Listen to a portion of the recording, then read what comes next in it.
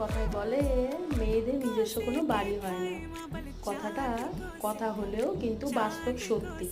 জানো তো, যেদিন থেকে শ্বশুর বাড়িতে ঢুকেছি তবে থেকেই এই রান্নার হিসেল চলে আসছে। বেশ কয়েকবার শাশুড়ি মা রান্না করেই দিয়েছে, কিন্তু তারপর থেকে বরের আবদারে একের পর এক রান্না শুরু করেছে। এখন আমার রানী অনেকটা বড় হয়ে গেছে, ও আর রান্নাঘরে এসে জ্বালাতন করে না, তাই বিধিগুলো তোমাদের সাথে শান্তিভাবে ফেরত দিতে পারি। সেদিন রান্না করেছিলাম চিকেন হারিয়ালি, মানে ধনে পাতা বাটা দিয়ে চিকেনের এই রেসিপিটা তৈরি করেছিলাম। একটু কিন্তু ফুড কালার ব্যবহার করিনি। কীভাবে করেছি ভিডিওটা অবশ্য শেষ অবধি দেখো, অনেকটাই বুঝতে পারবে।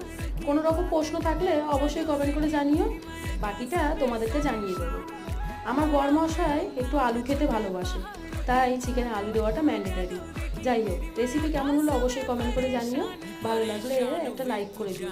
টাটা বাই, দেখা হচ্ছে নতুন ভিডিওর সাথে। ভালো থেকো, সুস্থ থেকো।